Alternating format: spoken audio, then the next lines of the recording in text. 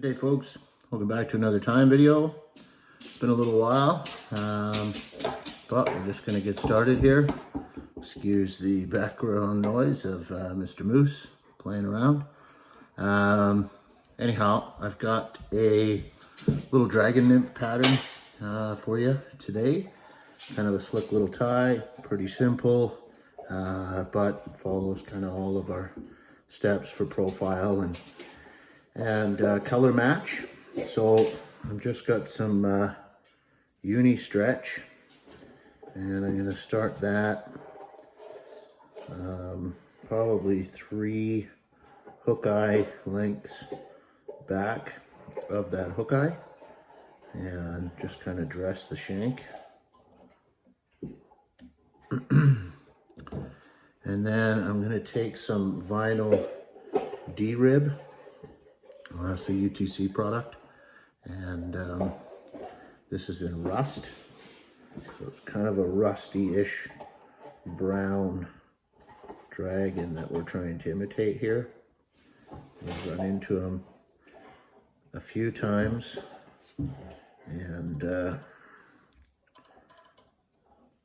so I put this together to try to match, and it's a very, very close representative. So I'll get that tied in, and now I'm just going to kind of go to work building this body taper, and that's why I'm using the uni stretch.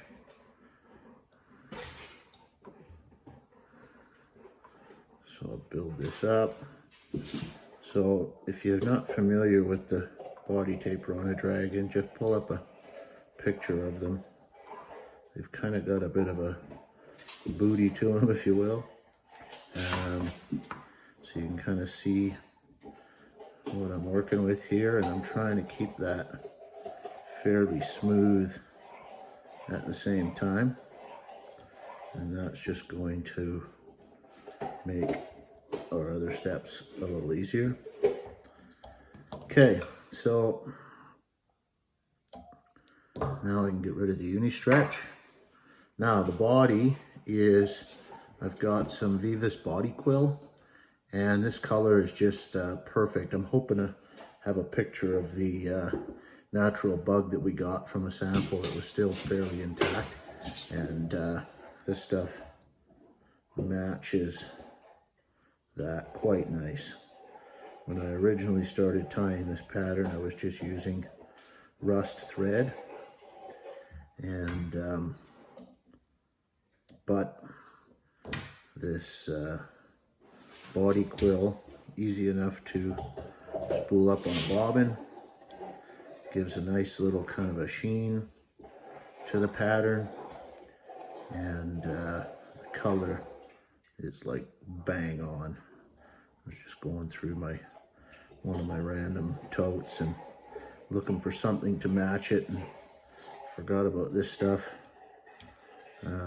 I do an olive version of this fly that you can find on Instagram that's tied very, very similar. So just taking my time here,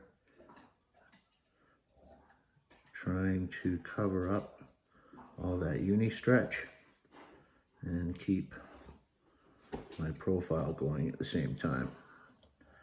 So if it's not completely covered, it's not a bad thing. It kind of gives that mottled look, which with dragons is never a bad thing. Okay, so there's my body, and I'm just gonna whip finish that. Moose, come here, bud.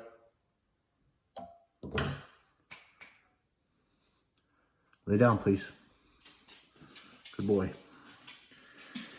Sorry, guys. Life for the puppy. Here, sit.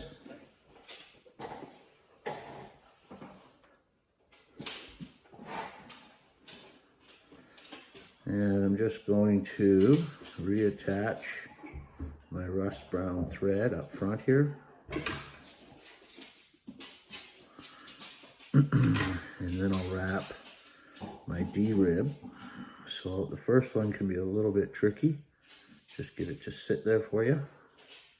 And then kind of barber pull this up. Just segmenting that body. Just like so. That D-rib really pops, so it's good, good material for this. It is a little bit thicker, not super easy to work with, but it's not super stretchy either, so. Okay, kind of was a little close together.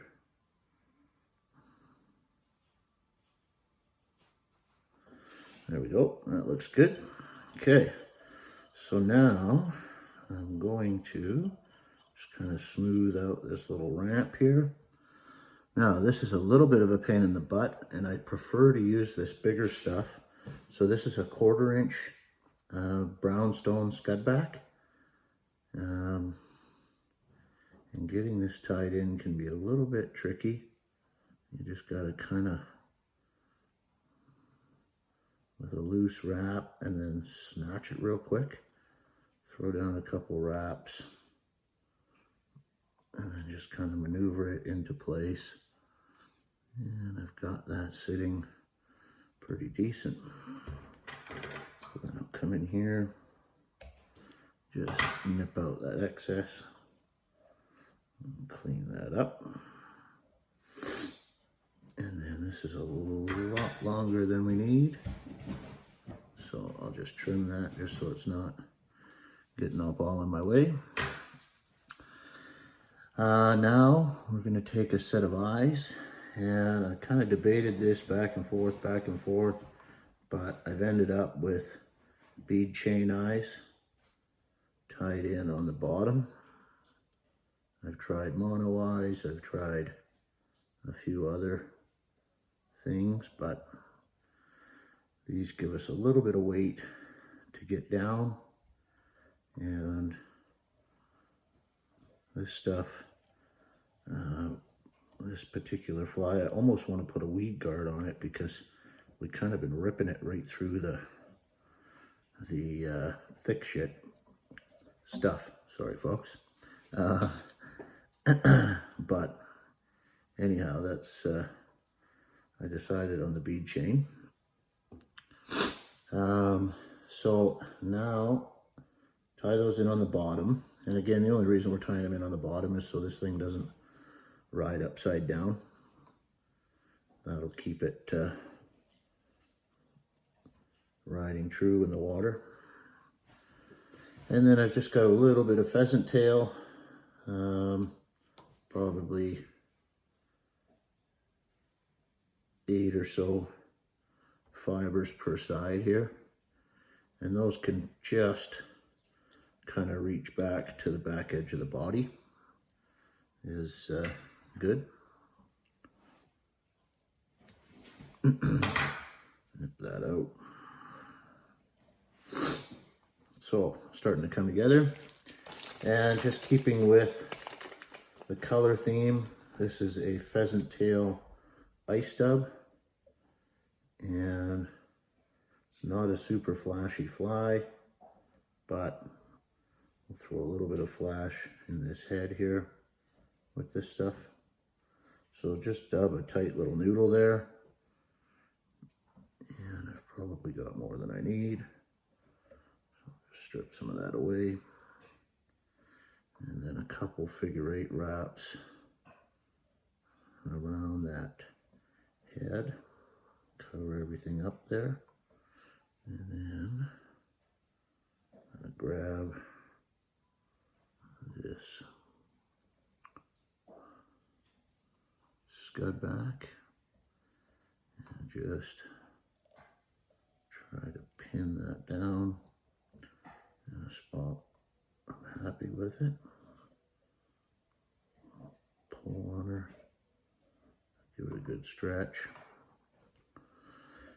You can see with those speed chain eyes, they are small size because this is a size 12 hook, but they're just wide enough to stick out either side of this 1/4 inch scud back. And that's kind of exactly what we're going for.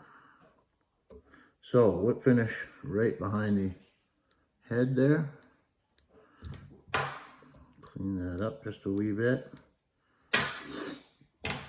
Come in here, about half the body or so. Just like so. So, again, not much to it, pretty simple. But, as you can see, the profile on that thing is super, super realistic. And the color scheme matches the naturals to a T. So, there it is. That's the little rusty dragon. And give that a try, fish it. I know it'll do well for you. A lot of ice off happening right now, and these things are staple food. So give it a try and let us know how it worked for you. Thanks very much for watching. Give us a thumbs up if you liked it. Subscribe if you haven't. And until the next one, cheers and tight lines.